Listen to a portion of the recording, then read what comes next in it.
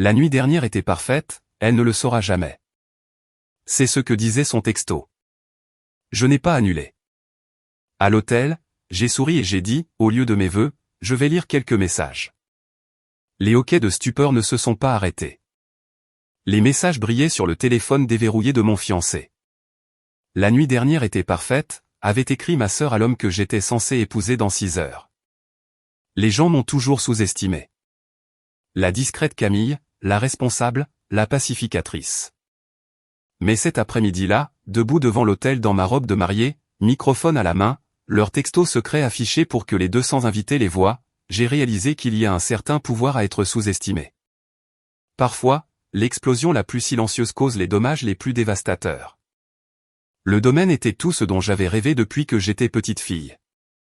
3 jours avant mon mariage, les lieux ressemblaient à un conte de fées, de vastes pelouses verdoyantes, une fontaine qui captait parfaitement la lumière du soleil de fin d'après-midi, et la vieille chapelle en pierre où demain, je deviendrai Madame Adrien Fournier.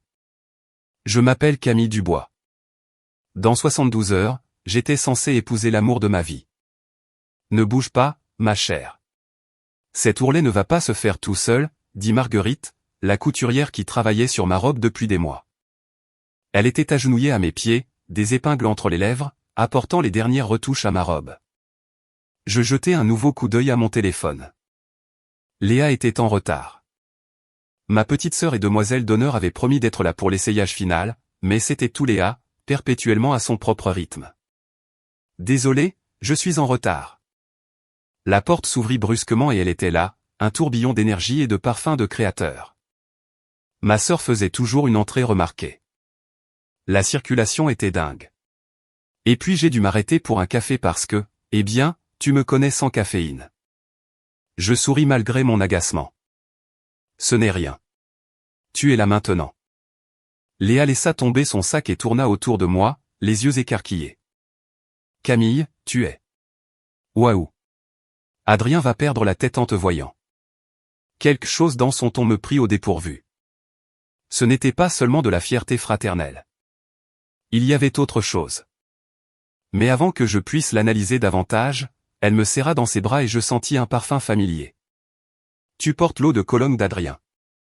Demandai-je en me reculant. Léa rit, rejetant ses cheveux bruns sur son épaule. Oh, ça.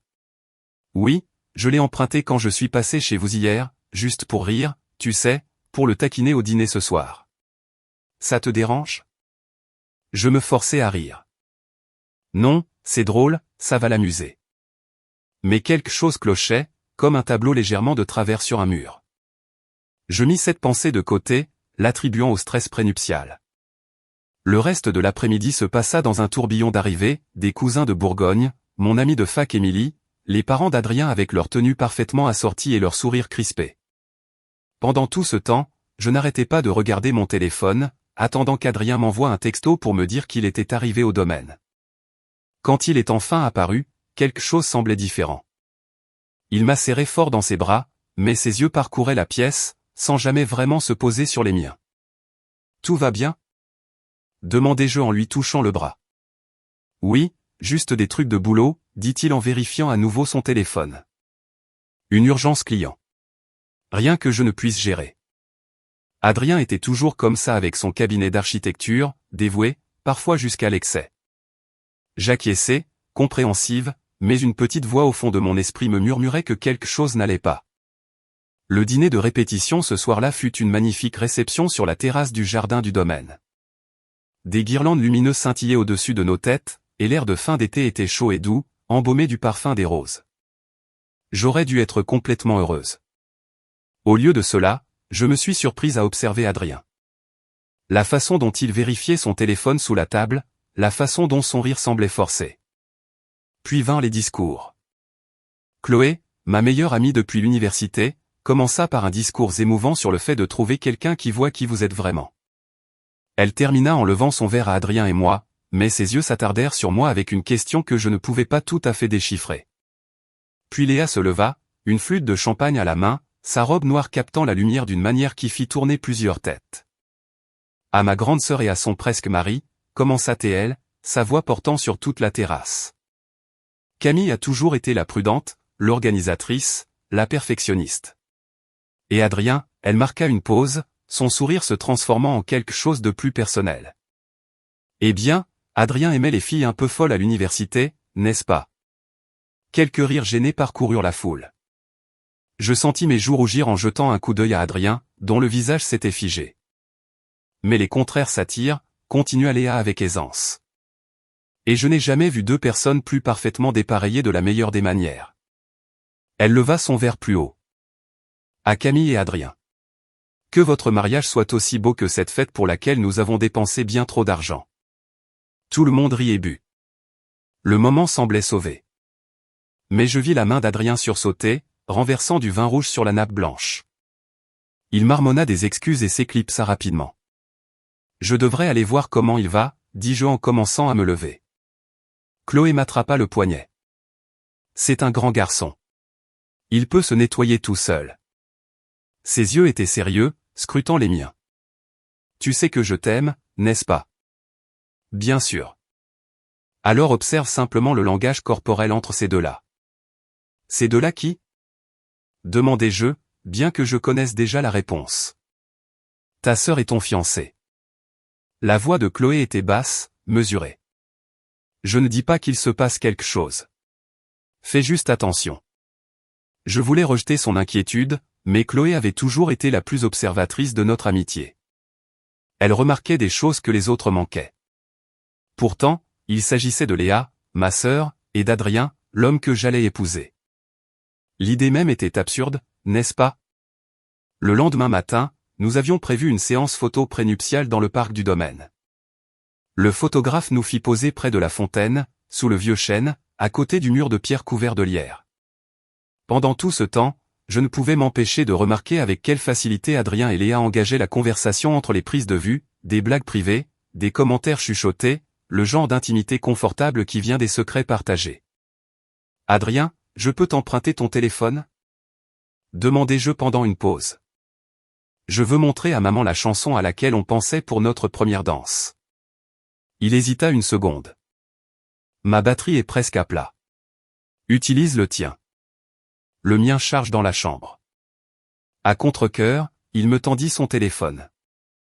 Il était verrouillé par un code. Depuis quand Adrien verrouillait-il son téléphone? Nous avions toujours eu une politique de transparence avec nos appareils. C'est quoi ton code? Demandai-je, gardant un ton léger. Avant qu'il ne puisse répondre, Léa l'appela de l'autre côté de la pelouse. Adrien, le photographe te veut pour une photo avec les garçons d'honneur. Il reprit rapidement le téléphone. Je te montrerai la chanson plus tard, d'accord? De toute façon, il n'y a que des trucs de boulot dessus. Des emails de clients ennuyeux. Alors qu'il s'éloignait, je sentis un étrange vide dans ma poitrine. Des trucs de boulot. Il avait dit ça hier aussi. Ce soir-là, ma mère m'a coincé dans la suite nuptiale alors que je me préparais pour le dîner. Camille, ma chérie, arrête de tout suranalyser, dit Claire Dubois, ajustant mon collier avec des doigts manucurés. À 55 ans, ma mère faisait encore tourner les têtes avec son apparence soignée et sa posture rigide. Je peux pratiquement entendre ton cerveau s'inquiéter. Je vais bien, maman. Un fiancé nerveux, c'est juste la tradition, continua-t-elle, ignorant ma réponse. Ton père était une épave avant notre mariage. Il ne pouvait ni manger, ni dormir. Les hommes gèrent les choses différemment. J'acquiesçai, ne voulant pas entrer dans le débat. Ma mère vivait dans un monde où les apparences comptaient plus que tout. Dans son esprit, un mariage parfait signifiait un mariage parfait. Et rien ne pouvait perturber ce récit. Certainement pas mon malaise grandissant. Alors qu'elle s'occupait de mes cheveux, un souvenir refit surface soudainement. Le réveillon du Nouvel An, il y a 2 ans, dans la villa de notre cousin sur la Côte d'Azur. Léa avait disparu pendant plus d'1 heure, et à son retour, elle était étrangement silencieuse pour le reste de la soirée. Je me souviens avoir cherché Adrien pour le décompte de minuit, incapable de le trouver jusqu'à la dernière minute. Il avait prétendu aider quelqu'un avec une panne de voiture. À l'époque, je n'y avais pas prêté attention. Maintenant, le souvenir prenait une forme nouvelle et inconfortable. Maman, dis-je lentement. As-tu déjà remarqué quelque chose d'étrange entre Adrien et Léa? Les mains de Claire se figèrent dans mes cheveux. De quoi diable parles-tu? Je ne sais pas, juste la façon dont il se comporte parfois. Elle me fit face, son expression sévère. Camille Elisabeth Dubois, tu te maries dans 3 jours. Quoi que ce soit, de l'anxiété, la peur de t'engager, peu importe. Tu dois mettre ça de côté. Tu me comprends? J'acquiesçai automatiquement, comme je le faisais toujours quand ma mère utilisait ce ton. Bien. Elle s'adoucit légèrement. Ta sœur t'adore, et Adrien est fou de toi. Ne crée pas de problème là où il n'y en a pas. Plus tard dans la nuit, après le dîner, Adrien m'a embrassé pour me dire au revoir à la porte de ma suite. Tu ne restes pas? Demandai-je, surprise. Marquez les gars veulent que je dorme dans la suite des garçons d'honneur ce soir. Tu sais, la tradition et tout ça. Depuis quand Adrien se souciait-il de la tradition?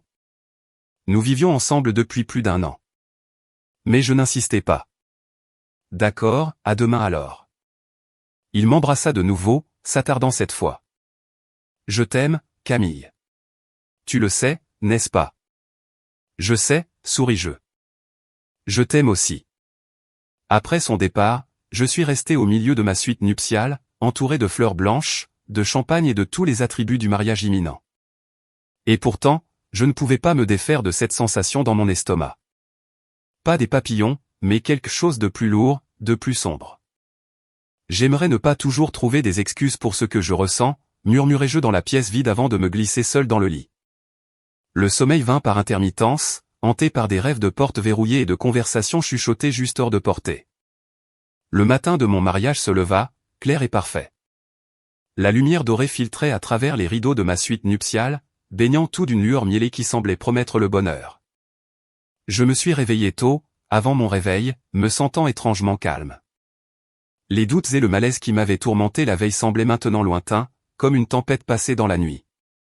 Je suis sorti du lit, j'ai enfilé mon peignoir et j'ai descendu pieds nus jusqu'à la cuisine du domaine. Il était un peu plus de 6 heures. Personne ne serait encore là. Je voulais un moment de calme, une tasse de café et la paix avant que le chaos de la journée ne commence. La cuisine était silencieuse, la lumière matinale se projetant sur les comptoirs en marbre. J'ai mis en marche la cafetière et je me suis appuyé contre l'îlot central, prenant de grandes bouffées d'air frais du matin.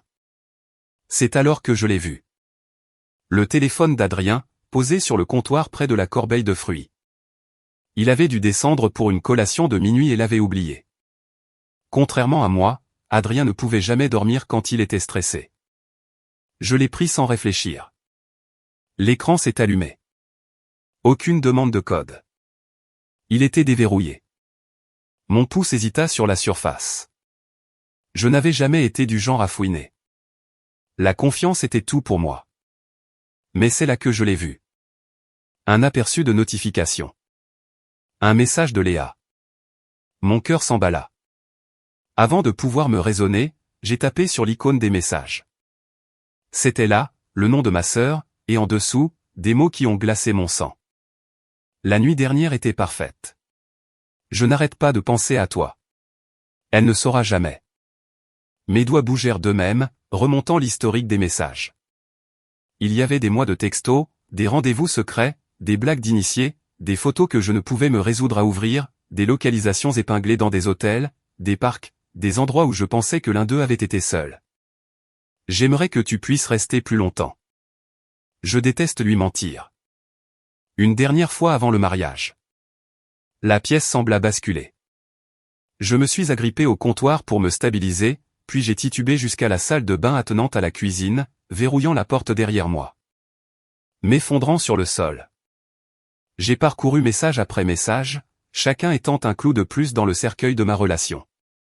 Ils couchaient ensemble depuis des mois, ma sœur et mon fiancé, les 2 personnes en qui j'avais le plus confiance au monde.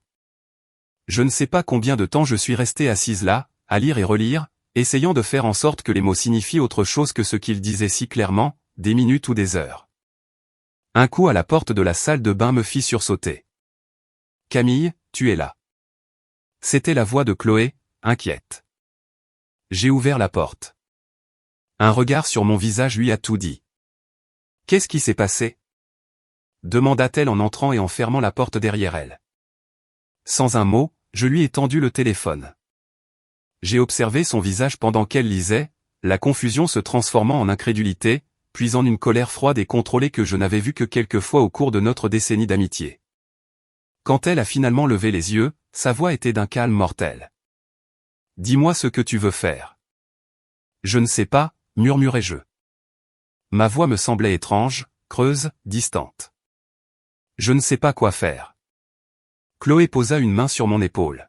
« Quelle que soit ta décision, je suis avec toi. » Mais Camille, ses yeux rencontrèrent les miens, « Tu ne peux pas l'épouser. »« Pas maintenant. » J'acquiesçai lentement. Le choc initial s'estompait, laissant place à autre chose. Quelque chose de vif, de clair et de froid.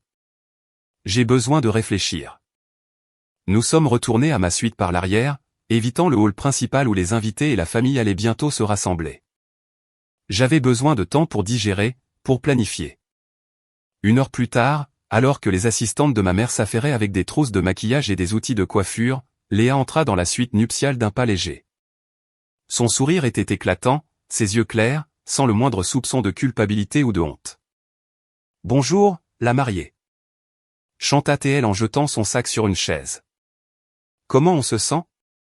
Nerveuse, excitée, les deux ?» Je l'observais dans le miroir pendant qu'elle bavardait avec ma mère, serrait Chloé dans ses bras et se versait un mimosa. Comment pouvait-elle agir si normalement ? Comment pouvait-elle me regarder dans les yeux ? Léa, dis-je finalement, ma voix plus stable que je ne l'aurais cru. Peux-tu m'aider avec mon maquillage ? Je veux être parfaite. Bien sûr.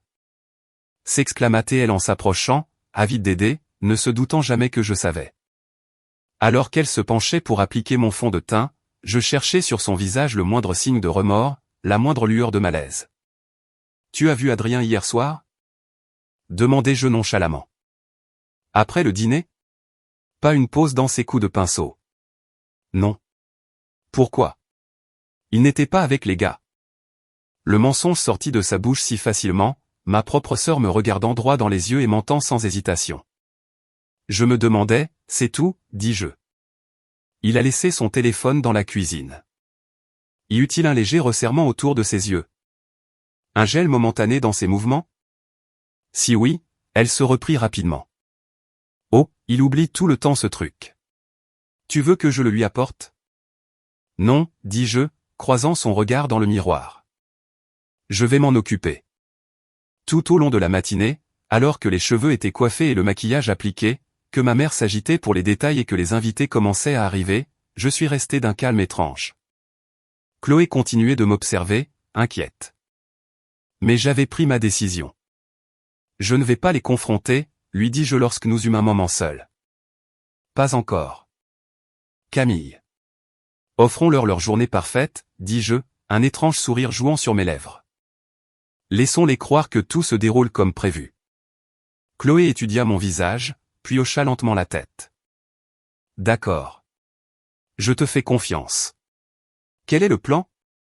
Pendant que Léa était occupée avec le photographe, j'ai pris le téléphone d'Adrien et me suis transféré les messages les plus accablants. J'ai fait des captures d'écran des conversations, les ai sauvegardées sur mon compte cloud, puis j'ai soigneusement effacé toute trace de mon travail de détective numérique. Quoi qu'il arrive ensuite, je voulais des preuves. Cette nuit-là, après que tout le monde soit allé se coucher, je suis resté assis seul dans ma suite, ma robe de mariée suspendue comme un fantôme dans un coin. À la lueur d'une seule lampe, j'ai réécrit mes vœux pour en faire toute autre chose. Un discours qui allait tout changer. Si je parle maintenant, je sais que je ne serai plus jamais la même, me suis-je murmuré en pliant le papier et en le glissant dans ma pochette. Et ce n'est pas grave. Pour la première fois depuis la découverte de la trahison, je ressentis autre chose que le choc ou l'engourdissement. Je me sentais puissante. Demain ne se déroulerait pas comme prévu, mais il se déroulerait exactement comme il le devait. Le jour du mariage se déroula comme un beau rêve, ou l'aurait été si je n'avais pas été pleinement consciente du cauchemar sous-jacent. Ma robe de mariée, une création à épaules dénudées de dentelle et de soie, me semblait différente maintenant que les assistantes de ma mère m'aidaient à l'enfiler. Pas le vêtement de joie que j'avais imaginé, mais une armure pour la bataille à venir. « Tu es radieuse, » dit ma mère, ajustant mon voile les larmes aux yeux. « Absolument parfaite. » Je souris doucement, croisant son regard dans le miroir. Merci, maman. Si elle remarqua quelque chose d'étrange dans mon comportement, elle ne le mentionna pas. Claire Dubois avait passé sa vie à perfectionner l'art de ne pas voir ce qui ne correspondait pas à son récit. Léa voltigeait autour de moi, arrangeant ma traîne, me tendant mon bouquet de pivoine blanche et de roses. Chaque contact de ses mains me semblait maintenant une trahison. Chaque sourire un mensonge. Je l'observais dans le miroir alors qu'elle tamponnait ses yeux. Je n'arrive pas à croire que ma grande sœur se marie, dit-elle, la voix pleine d'émotion. Était-ce de la culpabilité, du regret, ou simplement la performance de la parfaite demoiselle d'honneur? Crois-le, répondis-je, ma voix stable. Le cortège se forma à l'entrée de la chapelle.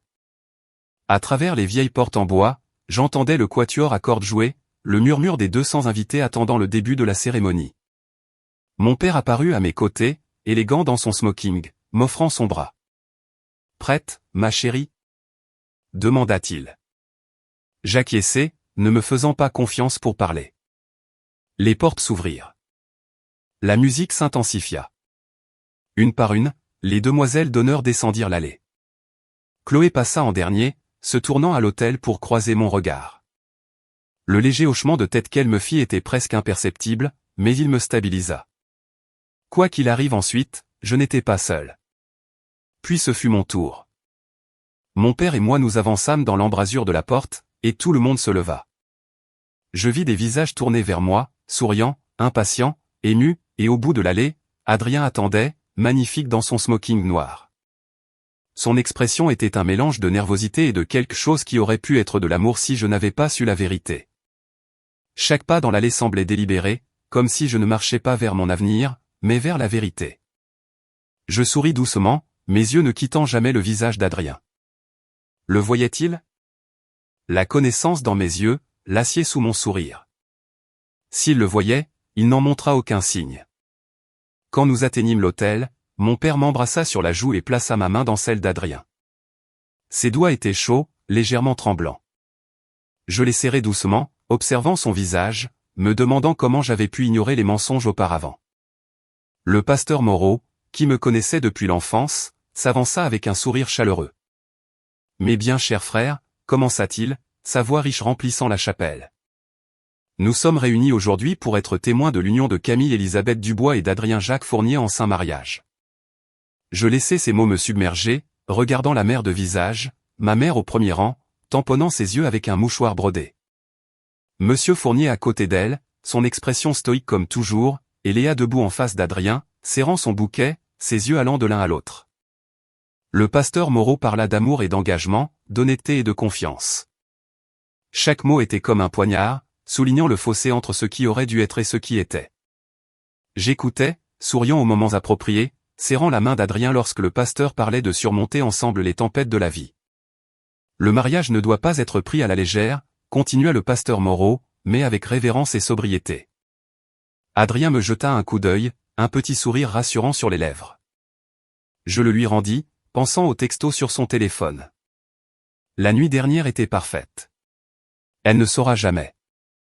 Si quelqu'un a une juste cause pour laquelle ce couple ne devrait pas être uni par les liens sacrés du mariage, qu'il parle maintenant ou se taise à jamais. La pause traditionnelle. La chapelle était silencieuse, à l'exception du doux bruissement des programmes et du chant lointain des oiseaux à l'extérieur. Personne ne parla. Bien sûr qu'ils ne le feraient pas. Adrien et Camille ont écrit leurs propres vœux, dit le pasteur Moreau, se tournant d'abord vers Adrien. Adrien, voudriez-vous commencer?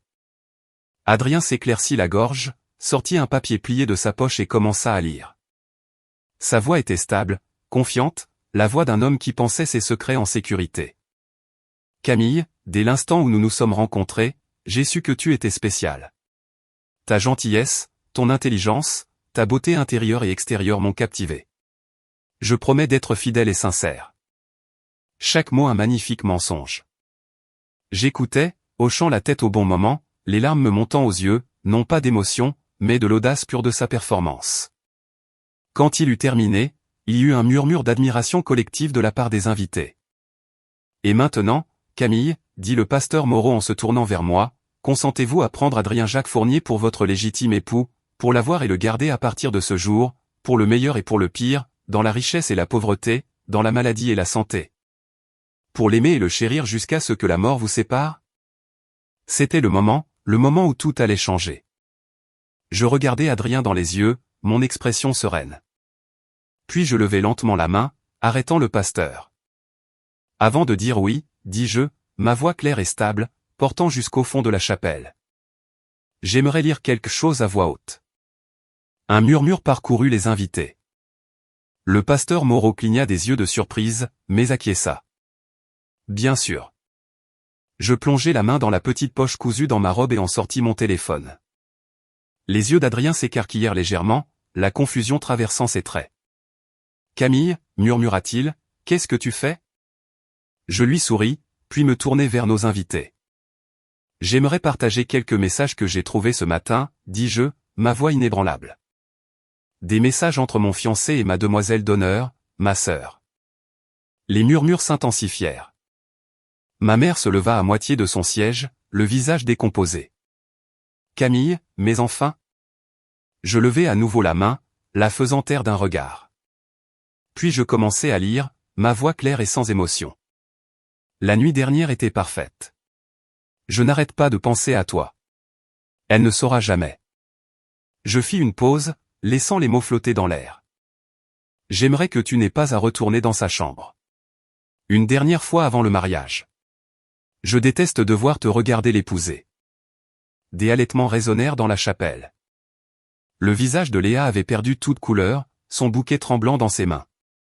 Adrien s'avança vers moi, essayant de prendre le téléphone.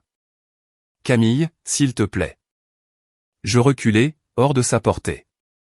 Il y en a d'autres. Des mois de messages, de rencontres secrètes, de chambres d'hôtel. Je fis défiler le téléphone. Des plans faits pendant que je préparais notre mariage. Des mensonges dits en face par les deux personnes en qui j'avais le plus confiance.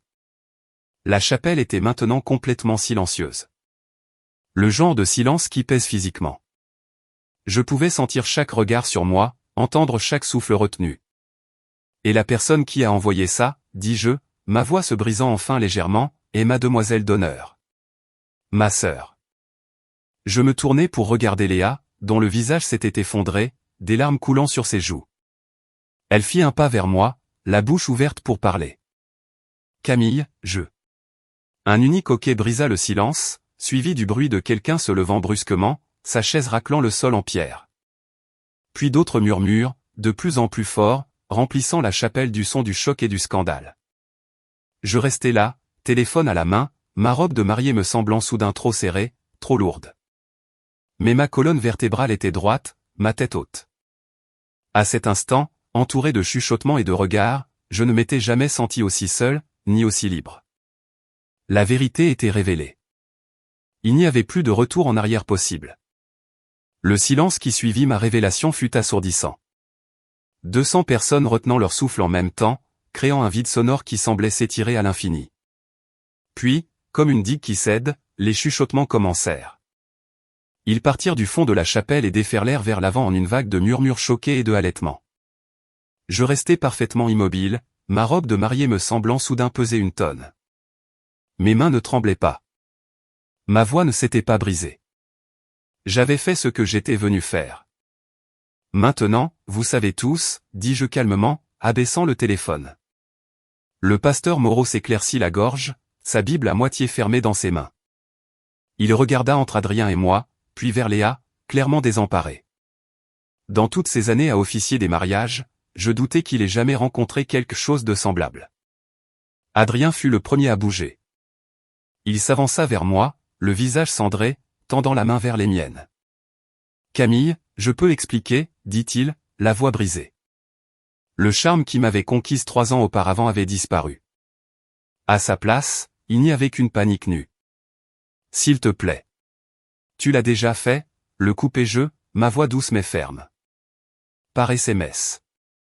Son visage se décomposa. Derrière lui, je pouvais voir ces garçons d'honneur échanger des regards mal à l'aise, se balançant d'un pied sur l'autre, ne sachant s'ils devaient rester ou partir. Du coin de l'œil, je vis Léa tenter de se diriger vers l'une des sorties latérales. Chloé, Dieu la bénisse, se déplaça avec une vitesse surprenante dans sa robe de demoiselle d'honneur, se plaçant adroitement pour lui bloquer le chemin. Ma sœur se figea, son bouquet serré si fort que quelques pétales tombèrent au sol. « Léa !» criai-je, ma voix portant par-dessus les murmures grandissants. « N'as-tu rien à dire ?» Elle se tourna lentement pour me faire face, le mascara striant déjà ses joues rougies. Un instant, je crus qu'elle allait tout nier. Au lieu de cela, elle éclata en sanglots convulsifs. « C'était une erreur », cria-t-elle, sa voix aiguë et tendue. J'étais saoul la plupart du temps. Ça ne voulait rien dire. J'inclinai légèrement la tête, l'étudiant avec un détachement qui me surprit moi-même. Alors ça ne devrait rien te coûter de l'admettre, n'est-ce pas? Les chuchotements s'intensifièrent. Quelqu'un au fond se leva pour partir, suivi d'un autre, puis d'un autre. Le mariage parfait se délitait fil par fil. Ma mère apparut à mes côtés, son visage un masque rigide de sang-froid même si ses yeux brillaient de panique. Elle m'agrippa le coude avec des doigts d'acier. « Camille Elisabeth, qu'est-ce que tu fais ?» siffla-t-elle, assez bas pour que le premier rang n'entende pas. « Nous avons 200 invités ici. La femme du préfet est au 3e rang. Les Anderson ont donné 50 000 € à la campagne de ton père l'année dernière. On peut régler ça en privé plus tard. » Je la regardais vraiment, peut-être pour la première fois de ma vie d'adulte. Claire Dubois, la femme qui m'avait appris à sourire malgré l'inconfort, à maintenir les apparences à tout prix, l'architecte de mes manières parfaites et de mon mariage parfait, et si elle avait pu, de mon mariage parfaitement creux. « Tu nous as élevés à sourire face à la trahison, dis-je tranquillement. Je choisis de ne pas le faire. » Avant qu'elle ne puisse répondre, le pasteur Moreau ferma doucement sa Bible avec un air de finalité. Ses yeux bienveillants rencontrèrent les miens avec une compréhension inattendue. « Je crois que cette cérémonie de mariage est reportée, » dit-il, sa voix portant juste assez pour atteindre les derniers rangs. Sans un autre mot, il s'éloigna de l'autel et descendit l'allée latérale vers la porte de la sacristie. C'était le signal dont les invités avaient besoin. Ils commencèrent à se lever, ramassant sac à main et programme, chuchotant avec urgence entre eux. Certains me regardaient avec pitié, d'autres avec fascination, quelques-uns avec quelque chose qui ressemblait à du respect. Aucun d'eux ne savait quoi dire, alors la plupart ne dirent rien du tout, sortant des bancs dans un silence inconfortable. Alors que la chapelle se vidait, je suis resté debout à l'autel, Adrien à quelques mètres, tous deux échoués sur une île de promesses brisées. Léa s'était effondrée sur l'un des premiers bancs, sanglotant doucement. Chloé se tenait en garde à côté d'elle, les bras croisés. Monsieur Fournier, le père d'Adrien, s'approcha de l'autel à pas mesurés. Son visage était de granit, la mâchoire si serrée que je pouvais voir un muscle tressaillir sur sa joue. Je me préparais à la colère, aux reproches. Mais quand il parla, ce ne fut pas à moi. « Tu as couvert de honte le nom de notre famille, » dit-il à son fils, la voix basse et contrôlée. Puis il tourna les talons et sortit sans un regard en arrière. Ma mère, pendant ce temps, avait suffisamment récupéré pour passer en mode gestion de crise. Elle se dirigea vers Léa, l'attrapant par le poignet. « Monte dans la voiture, maintenant », ordonna-t-elle en tirant ma sœur pour la mettre debout.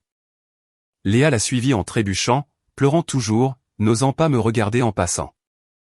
Alors que les derniers invités s'écoulaient, ne laissant que le cortège et quelques prestataires stupéfaits, Chloé s'approcha de moi. Elle toucha doucement mon épaule, ses yeux remplis d'une fierté féroce. « Tu n'as pas seulement repris ton pouvoir, » dit-elle doucement. « Tu as mis le feu à toute la baraque. » Un rire surpris m'échappa, le premier son authentique que j'avais émis de toute la journée. Chloé me serra l'épaule, et à ce moment-là, je savais que j'irais bien. Pas aujourd'hui, peut-être pas demain, mais finalement.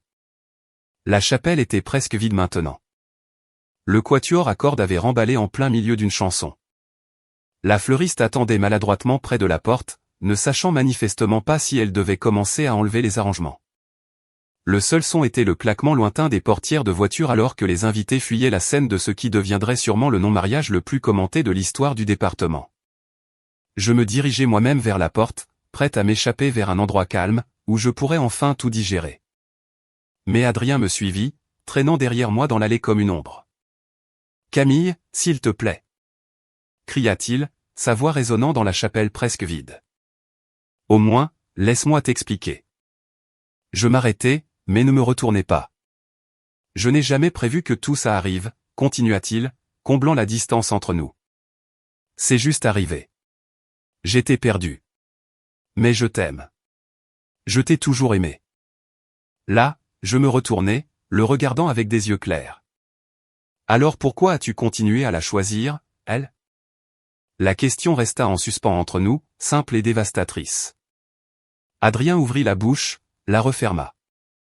Pour une fois dans sa vie de privilégié, il n'avait pas de réponse toute faite. Je fis glisser la bague de fiançailles de mon doigt, le diamant de 3 carats qui m'avait semblé si lourd ces derniers mois. Prenant sa main, je plaçai la bague dans sa paume et refermai ses doigts dessus. Tu n'as pas le droit de me faire du mal et de m'avoir quand même, dis-je, ma voix stable malgré la boule dans ma gorge.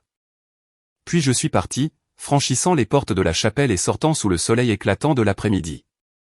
Ma robe de mariée traînait légèrement sur le chemin de pierre alors que je me dirigeais vers la fontaine au centre du parc du domaine. J'avais besoin d'air. J'avais besoin d'espace.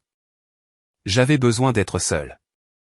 La fontaine gargouillait paisiblement, l'eau cascadant sur des anges de pierre sculptés, inconsciente du drame qui venait de se dérouler. Je me suis assise sur son rebord, sans me soucier que l'eau tache ma robe. Quelle importance maintenant? Pour la première fois de la journée, j'étais vraiment seul. Pas de mère planant, pas de sœur trahissant, pas de fiancé mentant, juste moi et le clapotis silencieux de l'eau contre la pierre.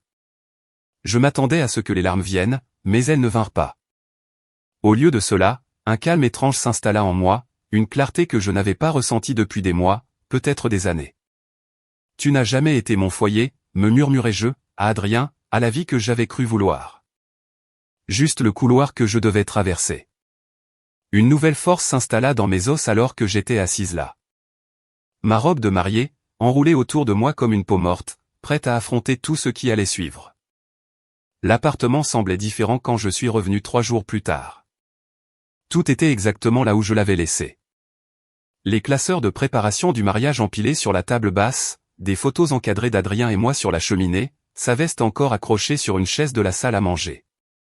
Et pourtant, l'espace semblait étranger, comme si j'étais entré dans une exposition de musée de la vie de quelqu'un d'autre. Je suis resté au centre du salon, ma valise toujours près de la porte. Chloé avait proposé de venir avec moi, mais c'était quelque chose que je devais faire seul. Avec des mouvements délibérés, j'ai commencé à décrocher les photos, soigneusement, une par une. Je ne les ai pas jetées, ne les ai pas déchirées en deux comme quelqu'un dans un film. Je les ai simplement retirées, les empilant face contre table. Ensuite, ce fut le tour des classeurs de planification remplis d'échantillons, de contrats et de listes d'invités. J'ai fermé chacun d'eux sans regarder à l'intérieur et les ai placés dans une boîte. La tasse à café de Madame Fournier, un cadeau d'un collègue bien intentionné, les sacs de week-end que nous avions achetés pour notre lune de miel à l'île Maurice. Chaque objet est allé dans des boîtes, une pour les dons, une pour le stockage, une pour la poubelle. J'ai travaillé méthodiquement pendant des heures, démantelant les preuves de notre relation pièce par pièce. Le soir, l'appartement semblait étrangement nu, mais il me semblait à nouveau le mien. Mon téléphone était éteint depuis le jour du mariage. Je n'étais pas prête à affronter le barrage de textos et d'appels qui m'attendaient sûrement. Mais le 4e jour, assise dans mon appartement à moitié vide avec un verre de vin, je l'ai finalement rallumé. Les notifications ont afflué immédiatement. Des dizaines d'appels manqués, des centaines de textos, de mails, d'alertes de réseaux sociaux. J'ai ignoré la plupart d'entre eux, balayant rapidement pour trouver les noms qui comptaient. Chloé avait textoté tous les jours, je prends de tes nouvelles. Je suis là quand tu auras besoin de moi. Dis juste un mot et j'apporte du vin et de la glace. Ma mère, appelle-moi immédiatement. Nous devons discuter de la gestion de crise. Les Fournier menacent de poursuivre pour détresse émotionnelle. Divers amis et parents, allant de l'inquiet au morbidement curieux. Et là, près du bas de la liste, Léa. Un seul texto envoyé la veille. S'il te plaît, parle-moi. J'ai reposé le téléphone sans répondre à personne. Je n'étais pas encore prête. 2 jours de plus passèrent. Je suis retourné travailler à la galerie d'art, reconnaissante de la distraction que représentait l'organisation de la nouvelle exposition. Mes collègues étaient gentils mais prudents avec moi, ne sachant manifestement pas comment aborder ce qui s'était passé. J'appréciais leur tenue. En rentrant chez moi ce soir-là, une lettre m'attendait dans ma boîte aux lettres. Pas un email ou un texto, une vraie lettre manuscrite sur du papier crème avec l'écriture en boucle de Léa. J'ai failli la jeter sans l'ouvrir, mais quelque chose m'a arrêté. Le même instinct qui m'avait poussé à lire ces textos sur le téléphone d'Adrien. J'avais besoin de connaître la vérité, toute la vérité, peu importe à quel point ça faisait mal. À l'intérieur de l'appartement, je me suis préparé une tasse de thé avant de m'asseoir à la table de la cuisine pour lire la lettre de ma sœur. Camille, commençait-elle. Je sais que tu me détestes probablement, et tu as toutes les raisons de le faire. Ce que j'ai fait est impardonnable. Je n'écris pas pour demander ton pardon. Je ne le mérite pas. Mais je pense que tu mérites la vérité. Toute la vérité. Pas seulement les bribes que tu as vues dans ces textos. J'ai pris une profonde inspiration et j'ai continué à lire. Ce n'était pas seulement cette nuit avant le mariage. Ça a commencé il y a plus d'1 an, à la fête d'anniversaire de maman et papa. Tu étais occupé à aider les traiteurs et Adrien et moi avons fini par parler sur la terrasse pendant des heures. Rien ne s'est passé cette nuit-là, mais quelque chose a changé.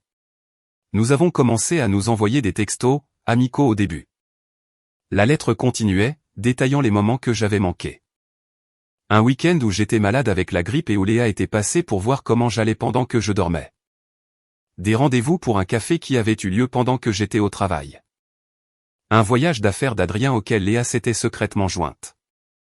Je sais que ça n'a pas d'importance, continuait la lettre, mais j'ai besoin de te dire pourquoi. Toute ma vie, je me suis senti comme la fille inférieure. Tu étais la parfaite. Intelligente, gentille, réussissant tout. J'étais la ratée, l'enfant terrible, la déception. Maman l'a bien fait comprendre à chaque occasion. J'ai fait une pause, me souvenant de toutes les fois où notre mère nous avait comparés, me présentant toujours comme l'exemple que Léa devait suivre. Cela m'avait mise mal à l'aise. Même à l'époque. Quand Adrien m'a prêté attention, m'a vraiment vu, c'était comme une drogue. Pour une fois, j'avais quelque chose que tu n'avais pas. Quelqu'un m'a choisi en premier. C'était égoïste et horrible, et je me déteste pour ça. Mais c'est la vérité. J'étais brisé bien avant de briser ta confiance. La lettre s'étendait sur des pages, une confession complète qui ne laissait rien de côté. Quand j'ai fini de lire, des larmes coulaient sur mon visage, non seulement pour ma propre douleur, mais pour la dynamique toxique qui avait empoisonné notre fraternité bien avant l'arrivée d'Adrien. Ça n'excusait pas ce qu'ils avaient fait. Rien ne le pouvait. Mais ça m'aidait à comprendre. Et comprendre était le premier pas vers ma propre guérison. Le lendemain matin, j'ai conduit jusqu'à la maison de mes parents. Je ne l'avais pas prévu, mais après avoir lu la lettre de Léa, j'avais besoin d'affronter ma mère. Pas pour pardonner, pas encore, mais pour questionner. Claire a ouvert la porte dans un chemisier et un pantalon parfaitement repassés, ses cheveux fraîchement coiffés bien qu'il soit à peine 9 heures. Ses yeux se sont écarquillés en me voyant. Camille, Dieu merci. J'essaie de te joindre depuis des jours. Elle a ouvert la porte plus grand. Entre vite. Madame Henderson d'en face guette les ragots depuis l'incident. Je l'ai suivie à l'intérieur, dans le salon immaculé où rien n'était jamais déplacé, y compris nos émotions. Tu as embarrassé toute cette famille, a-t-elle commencé avant même que je puisse m'asseoir? As-tu la moindre idée? Pourquoi nous as-tu toujours mis en compétition? Les jeux interrompus, ma voix calme. Elle cligna des yeux, prise au dépourvu. De quoi parles-tu? Léa et moi. Tu nous as toujours comparés. Toujours fait comprendre que j'étais la bonne et qu'elle était la déception. Pourquoi? Le visage de ma mère se durcit. C'est ridicule. Je l'ai simplement encouragée à suivre ton excellent exemple. Non, dis-je en secouant la tête. Tu as fait de nous des concurrentes au lieu d'alliés. Tu as transformé la sororité en concours. Ce n'est guère pertinent pour le désastre de ton mariage, a-t-elle dévié, se déplaçant pour redresser un coussin déjà parfaitement aligné. C'est complètement pertinent. Léa a couché avec Adrien parce qu'il lui a donné l'impression d'être vu, alors que sa propre famille, surtout toi, ne voyait que ses défauts. La main de Claire se figea sur le coussin. Un instant, son masque parfait glissa, révélant quelque chose de vulnérable en dessous. Je ne voulais que le meilleur pour vous deux, dit-elle, sa voix plus faible. En nous faisant nous battre pour ton approbation, en nous apprenant que notre valeur résidait dans la qualité de notre performance. Je fis un pas vers elle. Quelle sorte de leçon était-ce, maman? Elle s'affaissa sur le canapé, paraissant soudain plus âgée que ses 55 ans. Je ne connaissais pas d'autre moyen, admit-elle après un long silence. Ma mère était pareille avec ma sœur et moi. C'était une information nouvelle. Ma mère parlait rarement de son enfance ou de sa relation avec tante Rebecca, qui vivait de l'autre côté du pays et ne venait que pour les grandes fêtes. Que s'est-il passé entre vous? Demandai-je en m'asseyant à côté d'elle. Claire fixa ses mains parfaitement manucurées. Nous étions en compétition pour tout. L'attention de nos parents, les mêmes bourses d'études, et finalement le même homme. Elle leva les yeux vers moi, ses yeux brillants de larmes non versées. Ton père. Papa est sorti avec tante Rebecca. C'était quelque chose que je n'avais jamais su. Elle hocha brièvement la tête. À l'université, avant qu'il ne me rencontre. Quand nous avons commencé à sortir ensemble, elle ne m'a jamais pardonné. Elle a dit que je le lui avais volé. Un sourire amer traversa ses lèvres. L'ironie, c'est que des années plus tard, j'ai découvert qu'il avait eu une liaison avec ma cousine Jennifer. Je lui ai pardonné, mais je n'ai plus jamais fait confiance à aucune femme autour de lui. Elle attrapa un mouchoir dans la boîte sur la table basse. Je pensais que cacher la douleur me rendait plus forte. Je restais assise dans un silence stupéfait. Mes parents parfaits, la liaison de mon père, la douleur enfouie de ma mère. C'était comme regarder un tableau familier et y voir soudainement une image entièrement différente. Pourquoi ne nous l'as-tu jamais dit? À quoi bon? Demanda-t-elle. Certaines choses valent mieux être laissées dans le passé. Vraiment? Contestai-je doucement. Regarde ce que les secrets ont fait à notre famille. Elle n'avait pas de réponse à cela. Plus tard cette semaine-là, en parcourant les réseaux sociaux pour la première fois depuis le mariage, je suis tombé sur une publication d'Adrien, des excuses publiques soigneusement rédigées, sans doute validées par l'équipe de communication de son cabinet. À ceux que j'ai blessés par mes actions, je présente mes sincères excuses. Je n'ai jamais eu l'intention de causer de la peine à quiconque, en particulier à mes proches. J'assume l'entière responsabilité de mes choix et je m'engage à devenir une meilleure personne à travers cette difficile expérience d'apprentissage. Générique, aseptisé. Du Adrien Light. J'ai fermé l'application après avoir lu les premières lignes, peu intéressé par sa performance publique de remords. La section des commentaires en dessous était divisée. Certains le blâmaient entièrement, d'autres pointaient du doigt Léa, la traitant de briseuse de ménage typique. Quelques-uns suggéraient même que j'aurais dû gérer ça en privé au lieu de faire une scène. Je me fichais de ce que pensaient les inconnus. Ils n'avaient pas marché dans mes talons de satin blanc. Ce qui m'a surprise, c'est le visiteur qui s'est présenté à la galerie le mardi après-midi suivant. Il y a un monsieur Fournier ici pour vous voir, dit Sarah, la réceptionniste, les yeux écarquillés de curiosité. Pas le jeune. Son père. J'ai posé mon presse-papier, redressant ma veste. Faites-le entrer, s'il vous plaît. Thomas Fournier entra dans le petit bureau avec la même prestance qu'il avait toujours eue. Grand, les cheveux argentés, impeccablement vêtu d'un costume anthracite qui coûtait probablement plus qu'un mois de mon loyer. Contrairement à son fils, il n'avait jamais été particulièrement chaleureux avec moi. Respectueux, oui, mais distant.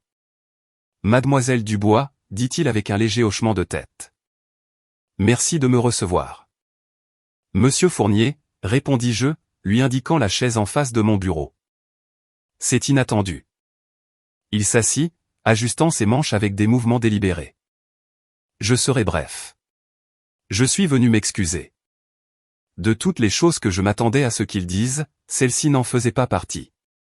M'excuser? Pas pour le comportement de mon fils. Adrien est responsable de ses propres actions. Sa mâchoire se crispa. Je m'excuse pour ma part dans la formation du type d'homme qu'il est devenu.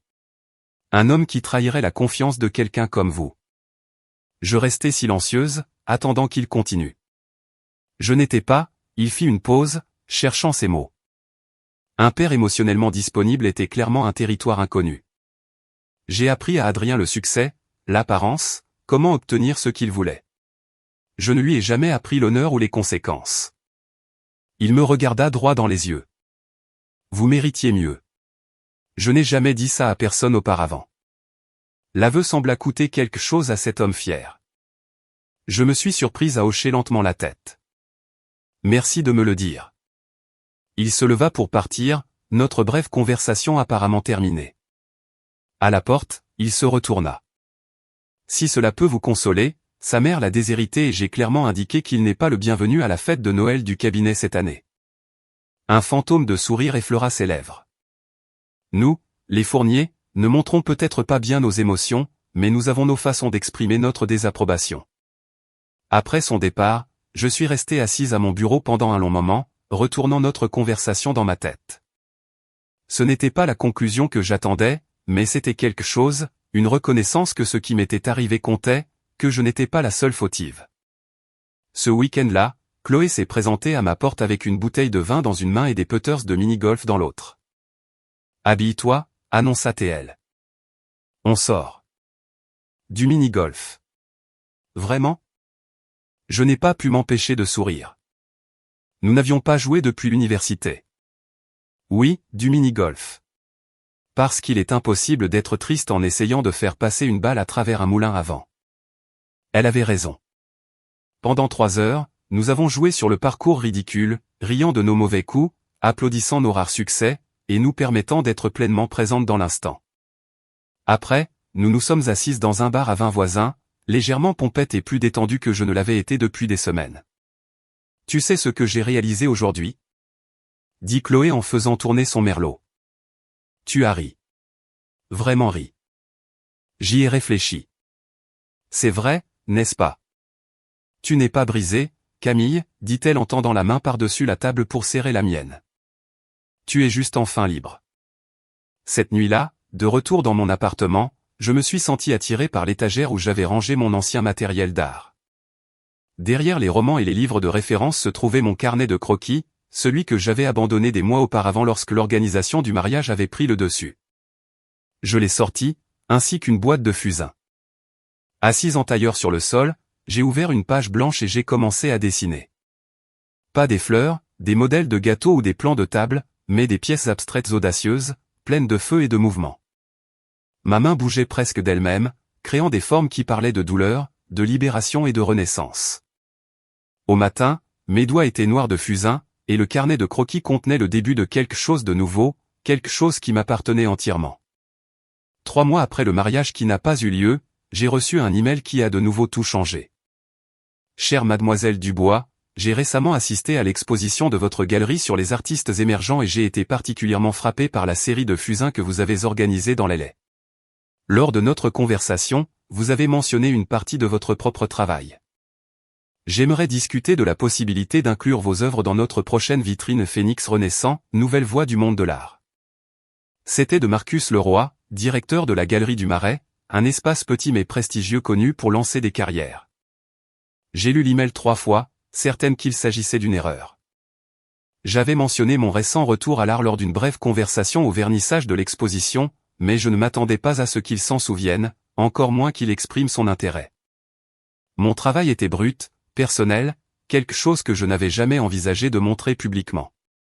Mon doigt plana sur le bouton de suppression. Puis j'ai pensé à ce que Chloé dirait. « T'es folle ?» Réponds tout de suite avant qu'il ne change d'avis. J'ai tapé une réponse, professionnelle mais enthousiaste, et j'ai appuyé sur envoyer avant de pouvoir douter de moi-même. 2 semaines plus tard, je me tenais au centre de la Galerie du Marais, regardant mes œuvres, maintenant correctement encadrées et montées, être installées sur les murs blancs et brillants. Il y en avait 7 au total, une série que j'ai intitulée Fracture et envol, des œuvres abstraites qui chroniquaient mon parcours de la trahison à la liberté. Celle-ci doit être la pièce maîtresse, dit Marcus en désignant la plus grande toile, un tourbillon de rouge et d'or, des lignes de fusain la traversant comme des éclairs. Le cartel de la galerie à côté indiquait « L'Hôtel », par Camille Dubois, et en dessous, le moment où vous dites votre vérité dans une pièce conçue pour vous faire taire. Le vernissage de l'exposition était prévu pour le vendredi soir. J'ai passé la journée à alterner entre excitation et terreur, changeant de tenue 3 fois avant d'opter pour une simple robe noire avec un unique collier affirmé, un pendentif phénix en argent que Chloé m'avait offert en guise de félicitations anticipées. La galerie s'est rapidement remplie de critiques d'art, de collectionneurs et de curieux locaux qui avaient lu des articles sur l'exposition dans la section culturelle hebdomadaire. Je me suis déplacé dans la foule, serrant des mains, répondant à des questions sur ma technique, acceptant les compliments et les critiques avec autant de grâce que possible. C'est lors d'un rare moment de calme, debout seul près de la table des rafraîchissements, que je l'ai repérée. Léa, planant près de l'entrée, incertaine. Elle avait l'air différente, ses cheveux habituellement parfaits ramenés en une simple queue de cheval, son visage moins maquillé que je ne l'avais vu depuis le lycée. Lorsque nos regards se sont croisés à travers la pièce, elle s'est figée. Un instant, j'ai envisagé de l'ignorer, de me tourner pour parler à n'importe qui d'autre. Au lieu de cela, je l'ai regardée rassembler son courage et se frayer un chemin à travers la foule vers mes œuvres. Elle est restée longtemps devant l'autel, sa posture raide, ses mains jointes fermement devant elle. Je me suis senti attiré vers elle, poussé par une force que je ne pouvais nommer. Quand je me suis arrêté à côté d'elle, aucune de nous n'a parlé immédiatement. Nous nous tenions côte à côte, regardant la toile qui représentait le moment où notre relation s'était brisée. C'est puissant, dit finalement Léa, sa voix basse. Je le sens dans ma poitrine. J'ai hoché la tête, ne me faisant pas encore confiance pour parler. Elle se tourna pour me faire face, les yeux brillants de larmes non versées. Je sais que je t'ai perdu, dit-elle, les mots sortant précipitamment comme si elle les avait répétés mais ne se souvenait plus tout à fait de l'ordre. Mais j'espère qu'un jour, je regagnerai le droit de t'appeler ma sœur. La galerie bourdonnait autour de nous, les voix et les rires créant un cocon de bruit blanc. J'ai étudié le visage de ma sœur. Le visage que j'avais connu toute ma vie. Le visage qui m'avait menti. Le visage qui montrait maintenant un remords sincère. Le pardon n'est pas la même chose que la réconciliation, dis-je finalement. Les mots venaient d'un endroit profond et vrai en moi. Je n'en suis pas encore là. Mais merci de me voir enfin. Quelque chose a changé entre nous.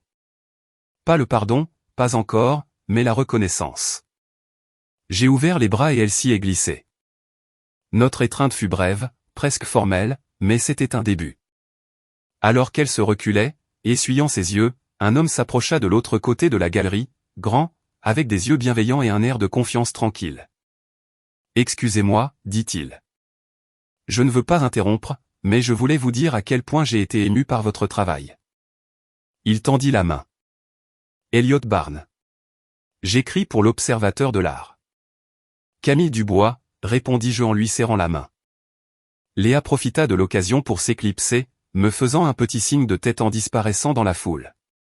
Cette œuvre, dit Elliot en désignant l'autel, était audacieuse. Je n'ai jamais vu la douleur et le pouvoir coexister si magnifiquement sur une toile. Je sentis un petit sourire se former. Merci. Vous l'êtes aussi, ajouta-t-il, une légère rougeur colorant ses joues. Audacieuse, je veux dire. Il y avait une douceur dans notre échange, un intérêt timide qui me prit par surprise. Pour la première fois depuis des mois, je ressentis un frémissement de quelque chose qui n'était ni de la colère ni de la tristesse. Ce n'était pas romantique, pas encore, mais c'était ouvert. Possible. Plus tard dans la soirée, alors que la foule commençait à se disperser, j'ai remarqué une autre visiteuse inattendue. Ma mère se tenait au fond de la galerie, élégante comme toujours dans une robe bleu marine sur mesure. Elle ne m'avait pas approché de toute la soirée, mais j'avais senti sa présence, senti son regard. Après le départ des derniers invités, elle s'avança enfin. Un bouquet de pivoines blanches, mes préférées, dans ses bras. « C'est pour toi, dit-elle en les tendant comme une offrande. Ton travail est remarquable. Tu es plus que ce que je me suis jamais permis de croire. » Venant de Claire Dubois, c'était l'équivalent d'un long discours émouvant. J'ai accepté les fleurs avec un signe de tête de remerciement. « Seras-tu au dîner du dimanche cette semaine ?» demanda-t-elle, sa voix soigneusement neutre. « Je ne suis pas sûr, répondis-je honnêtement. J'ai besoin de plus de temps. » Elle hocha la tête, la déception visible, mais l'acceptation aussi. « L'invitation tient, quand tu seras prête. » Nous apprenions, nous toutes, à naviguer dans ce nouveau paysage où les secrets avaient été exposés, où les anciens schémas étaient reconnus, sinon encore brisés. Ce n'était pas facile, et ce n'était pas joli, mais c'était réel. Une semaine après le vernissage de l'exposition, un colis est arrivé à mon appartement. L'adresse de l'expéditeur était celle d'Adrien. Un instant, j'ai envisagé de le renvoyer sans l'ouvrir. La curiosité l'emporta. À l'intérieur se trouvait une clé USB contenant l'album de mariage numérique. Toutes les photos prises avant la cérémonie, soigneusement retouchés et assemblés dans ce qui aurait été notre souvenir. Pas de mots, pas d'explications, juste les images d'une journée qui s'était terminée très différemment de ce que suggéraient ces photos souriantes. Ce soir-là, j'ai allumé un petit feu dans le brasero extérieur de ma résidence. Seul sous les étoiles, j'ai placé la clé USB sur les flammes et j'ai regardé le plastique fondre, les circuits à l'intérieur noircir. Alors que la fumée montait dans le ciel nocturne, j'ai senti les derniers fils de mon ancienne vie se consumer. Le lendemain matin, j'ai retrouvé Chloé pour un café dans notre café préféré. Ses yeux se sont écarquillés quand je lui ai parlé de la combustion de l'album de mariage. Dramatique, dit-elle avec approbation. Alors, quelle est la suite pour l'artiste anciennement connue sous le nom de presque Madame Fournier? J'ai ri en remuant mon latte. En fait, je pensais à quelque chose. Ton idée de podcast, le journal d'une mariée en fuite. Chloé se redressa. Tu es sérieuse? Pas exactement ce nom, ai-je précisé. Mais quelque chose sur la reconstruction après la trahison. Pas seulement la trahison amoureuse, toutes sortes. Famille, amis, auto-trahison. J'ai haussé les épaules. Les gens ont besoin d'entendre qu'ils ne sont pas seuls. Le visage de Chloé s'illumina. On pourrait interviewer des gens qui ont vécu des expériences similaires. Des experts en guérison, des artistes comme toi qui transforment leur douleur. Elle sortait déjà son téléphone, prenant des notes. Ça pourrait être énorme. J'ai souri en regardant l'enthousiasme de ma meilleure amie. Il y a 6 mois, je n'aurais pas pu imaginer être assise ici à planifier un avenir qui n'avait rien à voir avec Adrien, des centres de table de mariage ou le fait de correspondre à l'idée que quelqu'un d'autre se faisait de la perfection. Ce soir-là, seul dans mon appartement, je me suis senti attiré par la chapelle où le mariage aurait dû avoir lieu. Je n'y étais pas retourné depuis ce jour, mais quelque chose m'y attirait. Un besoin de conclusion que je n'avais pas réalisé que je portais encore. Le domaine était calme au coucher du soleil, les lieux vides de visiteurs. Le gardien m'a reconnu et, après un moment de sympathie gênée, a déverrouillé la porte de la chapelle et m'a laissé à mes pensées. J'ai descendu l'allée seul, mais pas résonnant dans l'espace vide. Les fleurs avaient disparu depuis longtemps, les bancs étaient nus de toute décoration. Ce n'était plus qu'une pièce maintenant. Belle, mais dépouillée du sens que je lui avais autrefois attribué. Debout à l'hôtel où ma vie avait changé, j'ai sorti mon téléphone et l'ai posé sur un rebord voisin. Caméra tournée vers moi, j'ai appuyé sur enregistrer. Il y a 3 mois, je me tenais exactement à cet endroit et j'ai choisi la vérité plutôt que le confort, ai-je commencé, ma voix stable. Je me suis choisi plutôt que l'illusion qu'on m'avait vendue sur l'amour, le mariage et les fins heureuses. J'ai regardé directement dans la caméra, ne parlant pas seulement à moi-même, mais à quiconque pourrait un jour entendre ces mots. Je pensais que la pire chose qui pouvait arriver était d'être abandonné devant l'autel. Il s'avère que la pire chose était de presque épouser quelqu'un qui ne m'a jamais vraiment vu. Et la meilleure chose, j'ai souri, sentant la vérité de mes mots en les prononçant, a été de partir. La chapelle était silencieuse autour de moi, retenant mes paroles comme un témoin. Cette fois, je fais le vœu de ne plus jamais me trahir. C'est le seul oui dont j'aurai jamais besoin. J'ai terminé l'enregistrement et je suis resté un moment de plus dans la chapelle silencieuse. Puis je suis redescendu par l'allée et suis sorti dans l'air du soir, laissant derrière moi les fantômes de ce qui aurait pu être. Plus tard dans la nuit, après mûre réflexion, j'ai mis en ligne la vidéo sur mon compte de réseau social privé, non pas pour les vues ou la validation, mais comme un marqueur du chemin parcouru, une ligne dans le sable entre mon passé et mon avenir. En appuyant sur publier, j'ai pensé au voyage qui m'avait amené ici. Du chagrin à la guérison, du silence à la voix, de la femme qui avait failli épouser Adrien à la femme que je devenais. Le chemin n'avait pas été droit ni facile, mais il m'avait mené ici, à ce moment de force tranquille. À ne plus jamais me trahir, ai-je murmuré, levant un verre imaginaire à mon reflet dans la fenêtre. Dehors, les lumières de la ville scintillaient comme des étoiles.